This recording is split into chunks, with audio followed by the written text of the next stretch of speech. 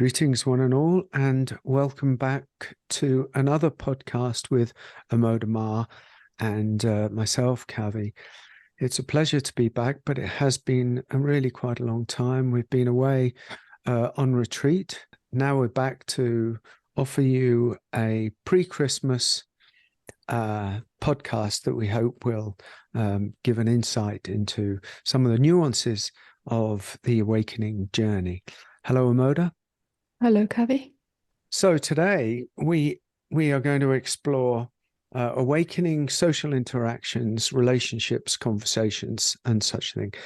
The reason is that we received an email recently from a listener, really quite an interesting email asking us to talk about what happens to relationships and social interactions after an abiding awakening. So we'll explore it as we go along. I've got 3 specific questions to launch into it with Amoda, and we're just going to start with the first one and see where we go from here. So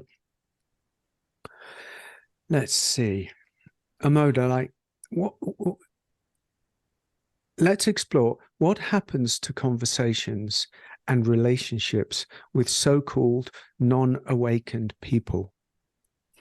Not an expression I particularly like, but is there anything to say, i.e., is there anything to talk about from an awakened, so-called awakened person with a non-awakened person? I mean, we are going to open this up and really kind of explore it, some of the myths, some of the ideas, some of the fairy tales that exist around it. So is there anything much to talk about?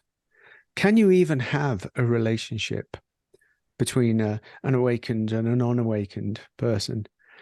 And this is, at the moment, we're going to talk very much about social relationships. And then, as the next question and the next question rolls out, we're going to go in a bit deeper to intimate relationships. But first of all, what's your experience? How are you going to address this? So we're talking about perhaps 2 things within that. One is friendships, the other is social interactions. Yeah, it's a slight differentiation between the 2, although they cross over.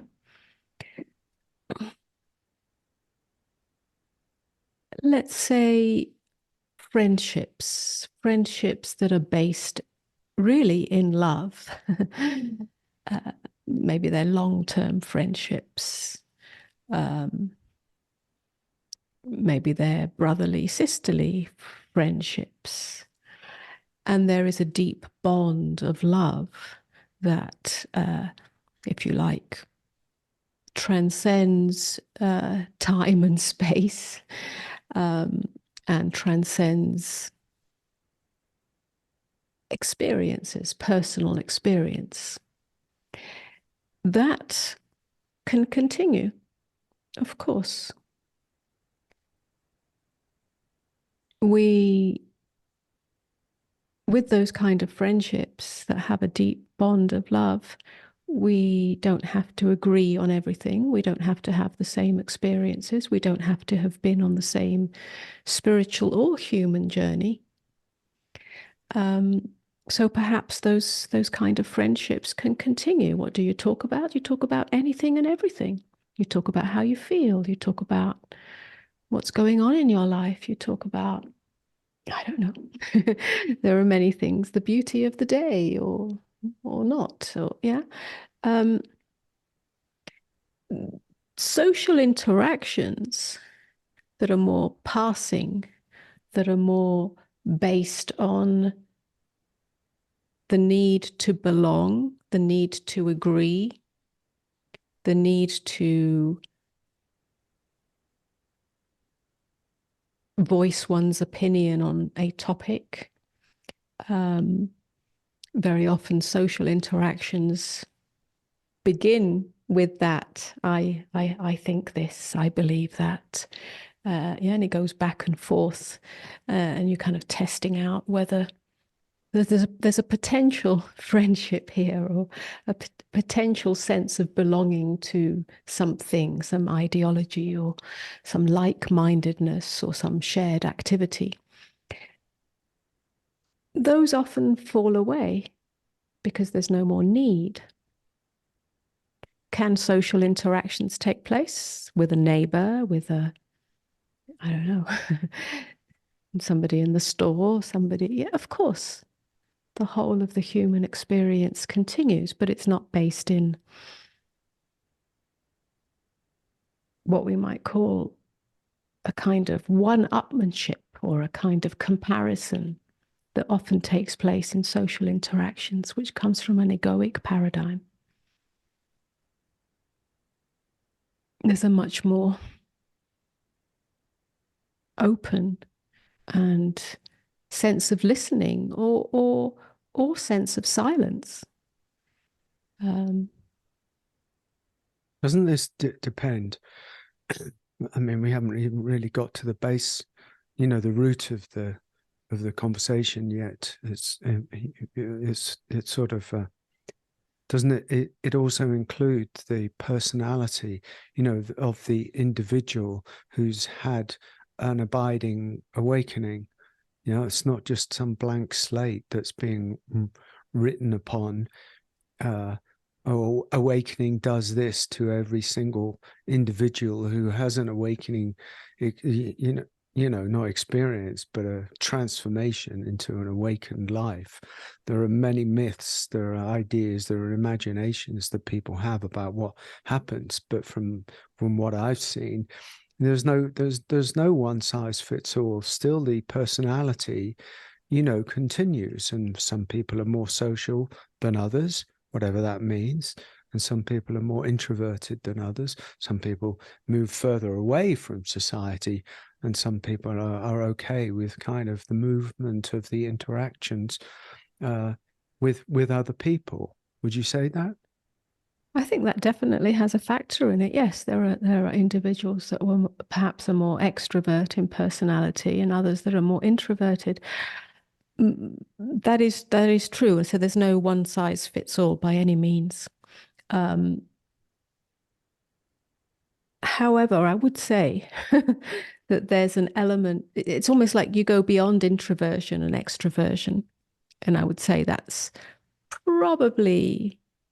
I don't want to make a blanket statement, but it's more likely to be the case. It's like you can be seen as extrovert in a situation or seen as an introvert. They're not modalities that are so fixed where you need to be like an extrovert needs the energy of a social interaction, a social situation, more outgoing, needs it to be fulfilled or something, or an introvert needs to be in solitude, needs to withdraw to recharge their batteries. I think it sort of becomes more fluid. At least that's my experience. Yes, I think you can actually play with it according to the situation, according to what is appropriate, or according to whatever whim arises. However, I think that in awakening, there is less need for the usual social obligations or interactions that are based on some kind of need to belong or agree or be with like-minded people and so on. I mean, there are nuances to this, as you're, saying. So, what I hear you kind of saying is that relationships, the relationships that are built on neediness or need, need to control or need to be seen or need for this to happen or need for that to happen, that falls away. And so, that renders the awakened one in some ways adrift. Yeah, adrift. In terms of the social context, in terms of the social, gathering, the marketplace. So they have to enter the marketplace and choose not to enter the marketplace if it's at all possible in these societies, which is not really. So then they have to enter the marketplace because everybody does enter the marketplace, including the awakened one. So how do they move in the marketplace, that's what you're speaking to, isn't it? Because the idea of introvert and extrovert we can throw out, because actually they're to do with the self, to do with the ego self, or to do with the personality. So then one is not moving from that transactive way. Yes. You know, in my viewing and knowing of you, you move very much from silence. It doesn't have to be grand. It doesn't have to be, oh, here I come in silence, you know, but there's an inner silence that moves you even in the store, even in the supermarket. Yes.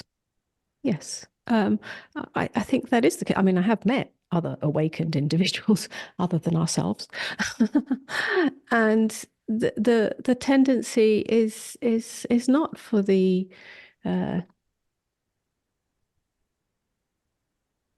transactive quality of most social interactions. It's not from the place of needing to hang out with like-minded people. It's not from the place of needing to be seen and any of that.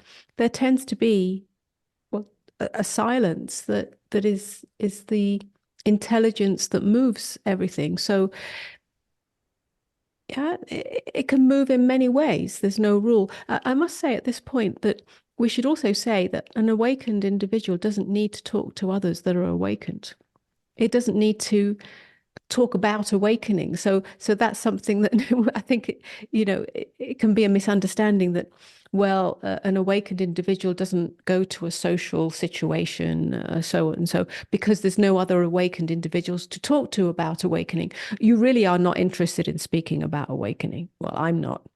Unless it's in a teaching situation, in which case it's a service, a role, and what seems to be the destiny of this one to speak to that with great pleasure and with great joy. But it doesn't look for somebody outside of that field to go and talk about awakening. It's not a thing to talk about. Oh, my experience was this and your experience is that. That whole comparative paradigm comes undone. So yes, there's a great silence, and that silence can be playful, or it can be totally self-contained and self-sufficient unto itself. So yes, a lot falls away, but my experience is that it doesn't, and maybe this is part of my sort of personal story, if you like, or shape, if you like, is that I don't feel that as any great loss. There's no loss going on here. You see, because I've known you for over 20 years now, and you know, in many ways, you, the you that I've always known, it has always been to a certain extent like this. You know, you've had a quality of, I don't call it introvert extrovert, but you've had a quality of innerness. You know, whereas let's say now, I don't talk about myself as being awakened or not. You know that I don't care. I'm not. There's nothing like that happening here. But you know, I have been with you for 20 years, and a lot has taken place on the inner level. And yet, I'm a very much more, I wouldn't say social person, but I am quite interactive with people, and have the quality of my interactions changed? I would say yes. You would say yes. Yes. I would say yes. I would say yes. You have a natural capacity because, let's call it more extrovert. I don't think it is, because I see you as totally within your solitude and totally fulfilled in that. So what does it mean? You have learned, well, for whatever reason, to be more socially interactive, and you have the capacity and skill for that. I don't have any particular great interest in that and never have done. However, the quality, yes, the quality of those interactions on your part have changed. I have seen there is, I don't know how to say this. there's less unnecessary. Yes, that's Let's right. put it that way. There's less unnecessary just for the frisson of it, for the whatever, what we might call it. It's much more focused. Still can be incredibly playful, but maybe that's just maturity. I don't know. But I think that superficial, unnecessary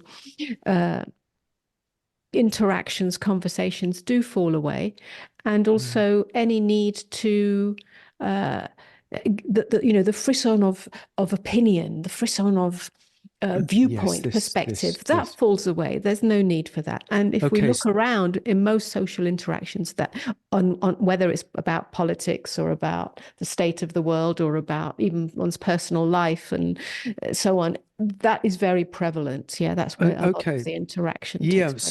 So let me ask you a deeper question in a way about that, because the nature of a lot of those superficial, let's say egoically based interactions is by its very nature sticky.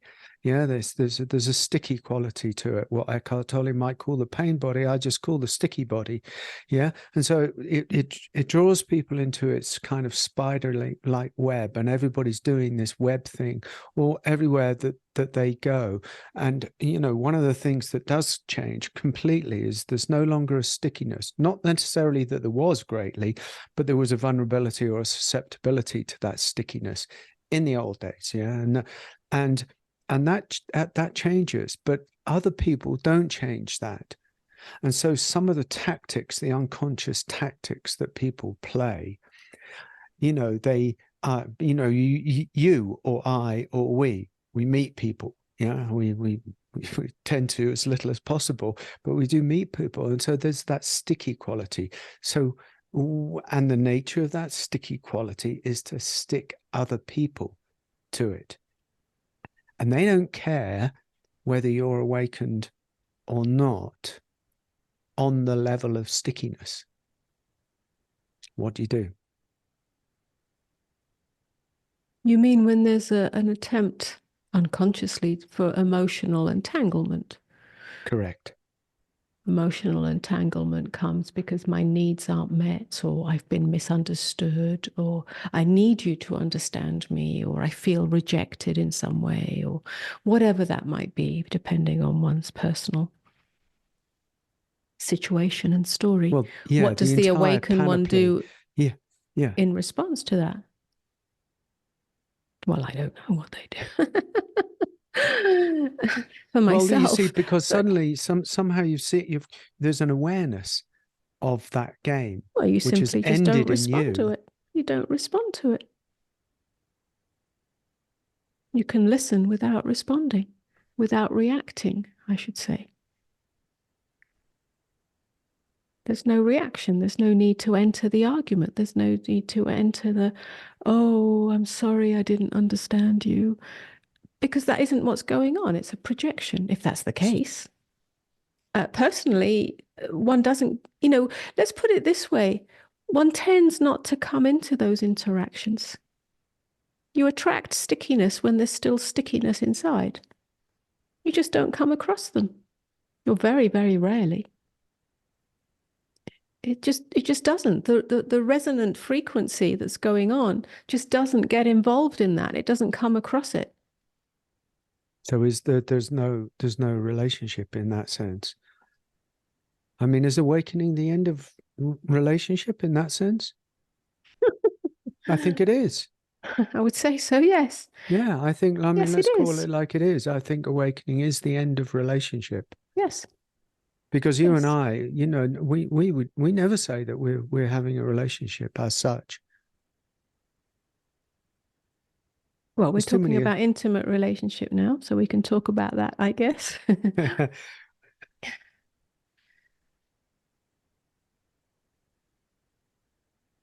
There's no need. Well, we've been through this so many times, right?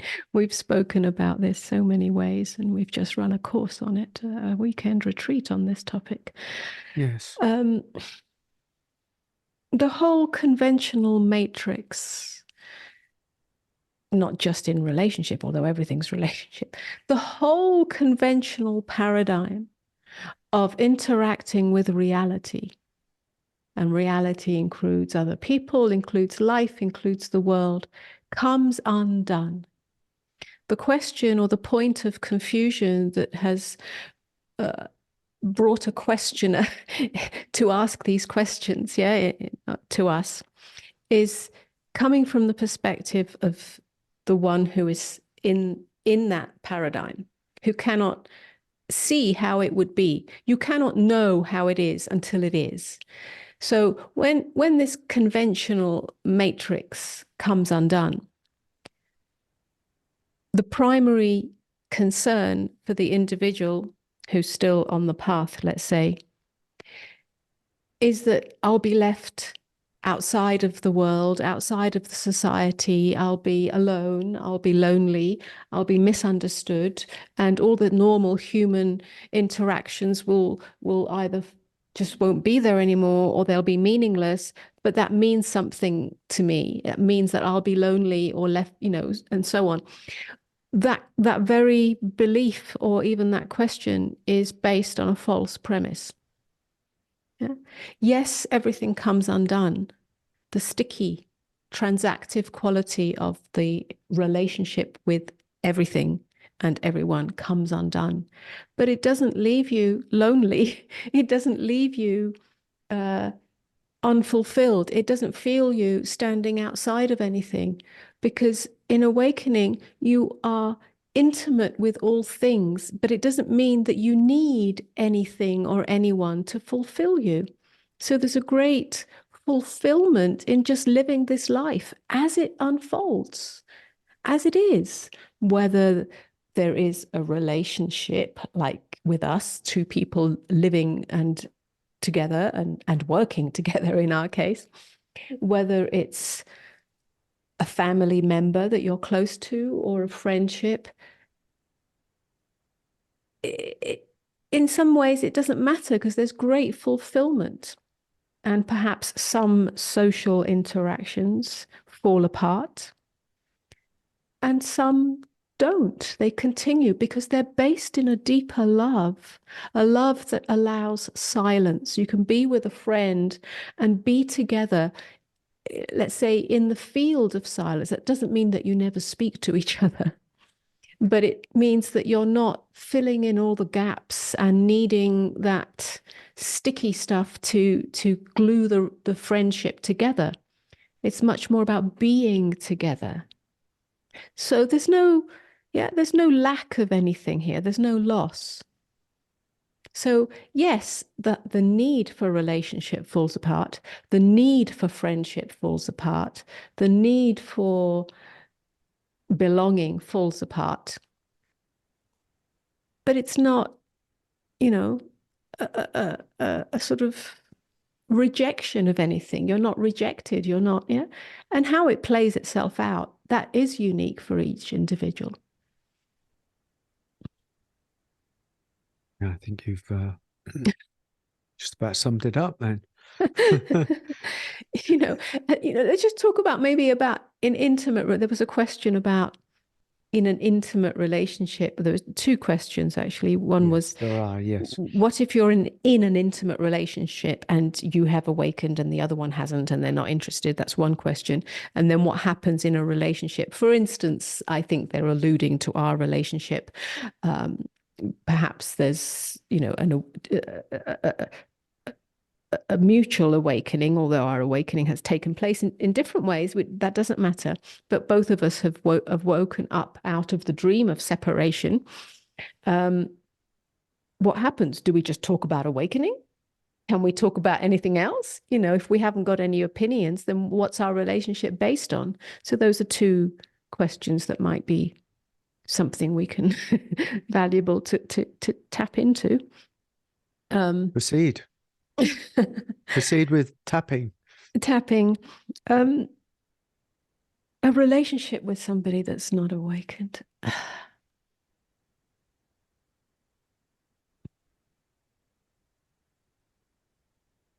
Again, there's no hard and fast rule. If an intimate relationship is based in love, that's all that matters. That's all that matters. If you have woken up out of the egoic dream, then all that remains is love.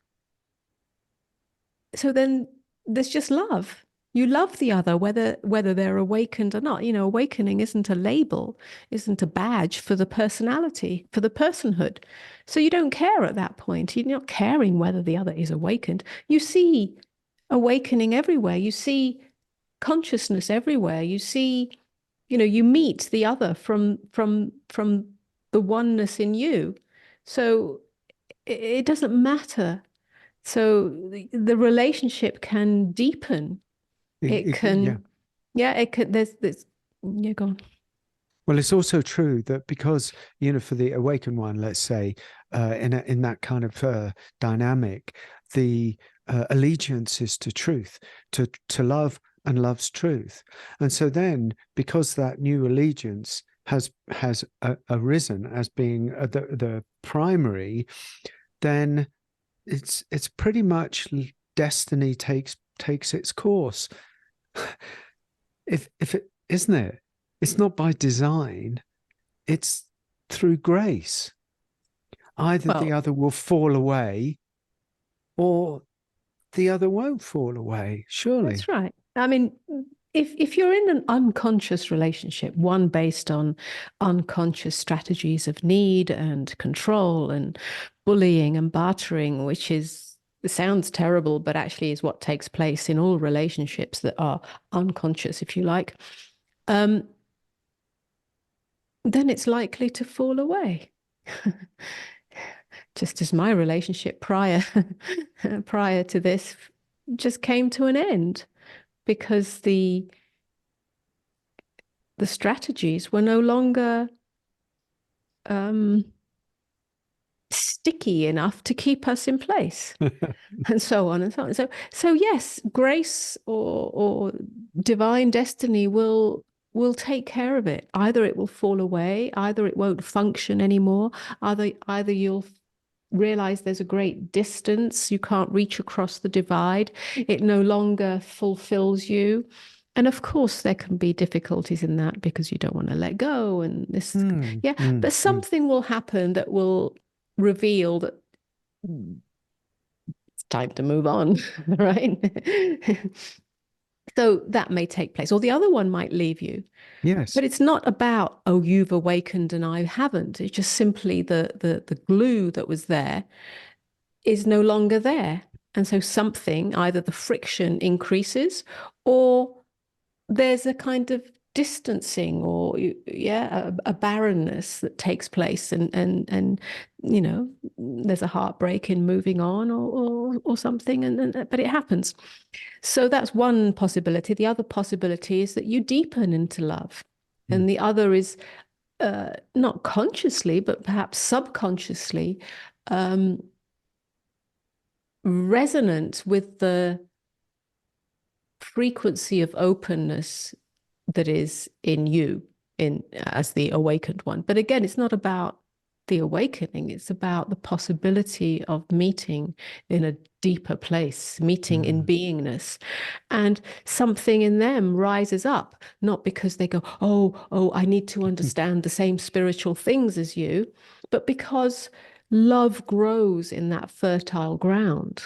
You can still have different interests and so on. So yes, many. But I think some of that is what happened in our relationship. Well, yes. I mean, you were not on the you were on the path of transformation, but you were not on the same, if you like, spiritual trajectory as I was, and neither. You know, well, there was a kind of crossover, but yes, that is what happened, I guess. I think it is some of what happened. It was just that you know, we could shift from. It wasn't that I wasn't interested. Interest is a ridiculous word to use. How can you be interested in awakening? Well, a lot of people are these days. It's not an intellectual.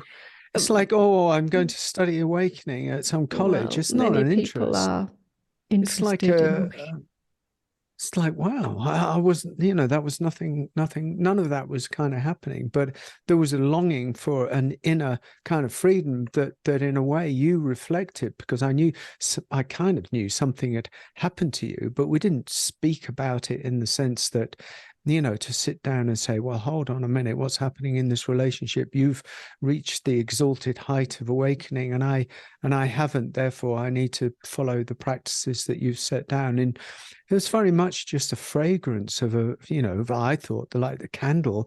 You held out the light, and like a moth, I was searching for the light. It wasn't your light, it was the light. It's a very different thing. But I think that is some of what happened in our relationship, and it didn't repel me, it attracted me. Yes. So there we have two possibilities. The one that falls away, as in my previous relationship, and is in your previous relationship. Yes. Dramatically or undramatically. In our cases, both quite dramatically. And then there's the other possibility, in that that which has revealed itself as the open field of, we can call it many things, presence, love, awakeness, whatever we might call it, that starts to inform the relationship, or is the ground from which a relationship can take place, whether there are common interests or not. I mean, we did both have a sort of primary call in our lives individually. We might call that the path of transformation. Yeah, you were on your path of transformation, and I had been on my path of transformation. Mine took on more spiritual qualities, because that's just my forever interest ever since I was a child, more esoteric and metaphysical and so on. But there was a crossover, a meeting place, but also not. So the ground of beingness is where we met. The ground of presence is where we met. And we grew as love within that. So that's another possibility. Did we talk about awakening? No, I don't think we did. I think I shared my experience, but mostly not. And the only time we speak about awakening is in the past couple of years, because we both now work together, in the teaching. We both, are very much involved in that. So we talk about it only in the context of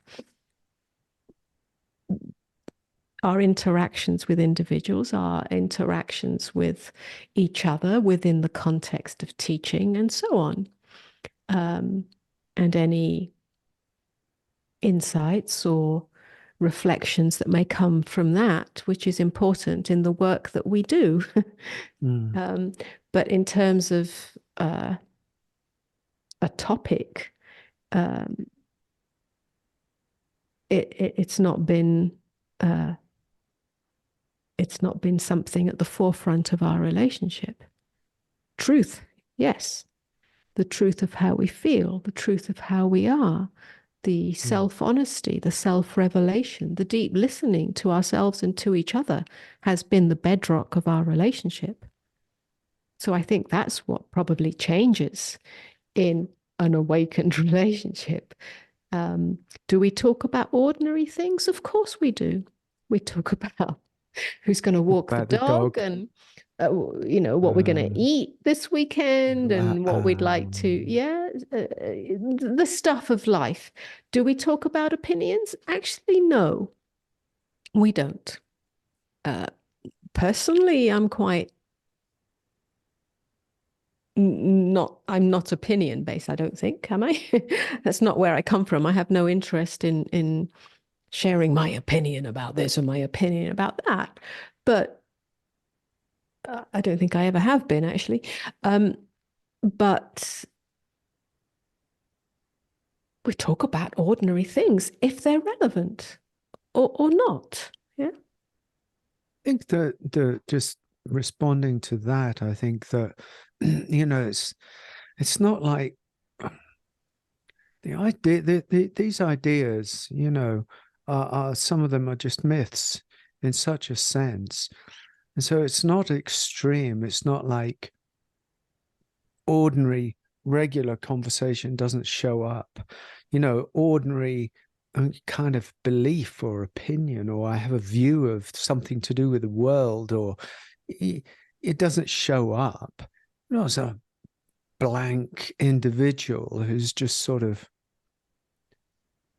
got nothing there. It's just that everything becomes kind of light. Everything is light, and not. It's not a. Nothing is like, wow, isn't it? It's the everything is held with lightness. So if I would, I think about the world, I talk about the world. Just don't believe so much of my own opinion about it, so that all opinions can be held in the lightness, like a cloud that floats across the sky. An opinion is a conclusion, and that conclusion is either it's one that I can hold on to tightly because it fits in with my fundamental beliefs, or it's one that I want to reject because it doesn't fit in. That, in our experience, that doesn't take place. No. Yes, we can talk about things that we see, things that we experience, even the world, or even through the social media. We go, oh, that's interesting, or oh, that's seems challenging, or oh, that's a little scary, but none of it is held in that conclusive way. And therefore it's not a battle of opinion, and it's also allows there's not an investment in it. There's not a personal investment in it, nor a clinging tight to this is the way it is, and I'm going to be filled with fear now, and that's it. Or filled with expectation and hope, and that's it. It's the whole relationship to the world comes undone. That's exactly, because you're not actually being the point. Informed by that. You're informed by beingness. You're informed by everything else is a phenomenal experience. Everything is phenomenal. It comes and it goes. It keeps changing. It keeps, everything is possible. There are a million zillion permutations possible, and they're all happening at the same time, and everyone's overloaded, and everyone's, but we don't have to pick that one and pick that one and reject that one and argue with it and fight with it and base our whole sense of safety or lack of safety or well-being or lack of well-being on that. I really wish perceptions that come and go. I really hope that whoever's listening, can pick up the sort of vastness of what Amoda's speaking to, because it's 100% radical shift in relationship to the phenomenal world, rooted in love and a kind of truth that is unspeakable to a certain extent. It's not an abdication of one's relationship. There is still a relationship happening, but it's on a whole different kind of level. And that doesn't make it above or below or outside of anything. It's like it's actually exquisitely natural. But it's just not, the self has come undone. The self that needs to build itself over and over and over and over. You would not believe, and once you start seeing it, how many times the self builds itself through its opinions, its fixed opinions, times per day. It's doing it. You don't even notice it's doing it. There I am, the self, the self, the self. To the end of the day, we go to sleep, we wake up, and we do it a million times again each day. That's over. Or we don't. Or we don't. That's what I mean. And we have to say again, I have to say again, that awakening is not about becoming an awakened individual. That's not how it's experienced. So it's not another persona that you wear that you take into social interactions or intimate relationships or into the world. You don't walk in this world as an awakened individual. That's not how it's experienced. The whole sense of personhood, taking ownership of anything, comes undone. There's simply clarity. And I don't mean clarity because you've always got this clear mind and there's never any fuzziness, although the tendency is not to have fuzziness, but or certainty. It's not about certainty or always being right, not that kind of clarity. It's just that sky nature becomes the primary sky nature. So then when you meet the phenomenal world with all its clouds and its weather systems and its, yeah, you're not lost in that. You're not lost. You don't lose yourself in that and become that or become attached to that or become against that. It just all floats through. And of course, some things might hurt more than others if there's a death close by or a loss. But even that is part of the phenomenal world. So yes, there is a lightness of being, but you don't walk around as I'm an awakened being and how am I going to interact and how can I find another awakened being to talk to? Really, that is just not part of the picture. It's not. It occurred to me. It's really not a new coat that you put on because you've got the shiny coats of the awakened one to replace the old beaten up, worn out coat of the ego-based self. There is no coat. You are naked. There is only sky. How that is for you is extremely, exquisitely individual. To one, it shows up in this way. To another, it shows up as in another way. It's utterly unique, and it cannot be conceptualized or preconceived by the egoic mind. It's however it imagines it is, it's not. It's this, it's this, it's this, it's this. It doesn't really matter in that sense. This conversation Nobody is knows erroneous. and nobody notices and nobody cares and none of it matters. Nobody cares. Nobody goes, oh, look, there's an awakened individual because they're acting in this way or because they're saying this or that. None of that takes place. So you live in the ordinary and you're totally free of that. You're totally free of the concern for that. And this is why I've always liked the kind of image of the Sufi, if you like, who's just sweeping the floor. Nobody knows. Yeah, The Sufi's still just you sweeping sweep the the floor. floor. Yeah, still you clean the house. Still you have to, yeah, and that's the human experience. And you know, All the chores are there.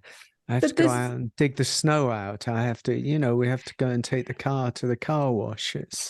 but what does change, and I think it does, is that all of that is done without resistance, right?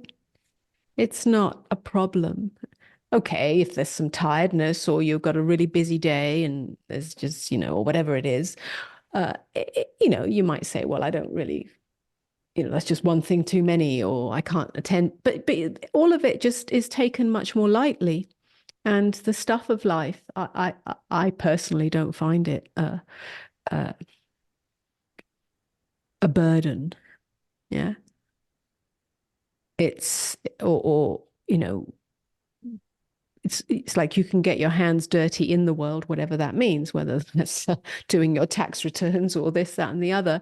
And, some of that might be challenging or might require a new skill set or whatever it might be, but it's not really the burden to the self that it used to be. I know that I carried a lot of fear about many of those things and I would avoid them. And, I would even avoid having a bank account in my early days because it was too scary. I didn't want to be trapped. I didn't want to be in the system, or I just didn't have any money. Well, that as well, but now you do what you do to function. You do what you have to do to function, and life just informs you as you go along. So there's a great lightness of being in the ordinary as well. it's just the phenomenal play, and there are great times of not doing as well, non-doing. However it flows, the river keeps flowing according to your own destiny, and you attend to what needs to be attended to without resistance, without complaint, without grumbling, without burdensomeness, or not. Yes. Yeah. Okay. It's to know that all phenomena is impermanent, and the river just flows along. There is a deep grace in being able to see that as an abiding seeing, which means that all of this just passes. It's all scenery. And one day the scenery of this that I call my life, my experience, will also pass. And also my relationships will pass. Will also pass. Will pass. Yeah, there's just us with God at the end of the day. So actually, I really enjoyed. I know we've had a laugh here in some ways, but I want to thank the person who sent in that question, because they were daring and interesting and good, deep questions to ask about the nature of the interaction between that and that, between apparent one and apparent other. There is no other. As Ramana Maharshi said, there is no other. So we thank you for that those questions, and I hope that we've kind of shed some light, some nuance, on those delicate of matters. Yeah. Yeah, beautiful. Excuse me. Well, thank you so much for listening, everyone. Happy Christmas to you. If that means anything, whatever it means is fantastic. It's just an impermanent arising of something that we call Christmas. May you be well. May you be blessed. May you have a great day. And thank you so much, Amoda. And I'll see you soon. In the Downstairs. kitchen. Oh, just say it. It's a blast from the old days. All right. All right. Thank Thank you, you. everybody. Thank you for the question. Namaste.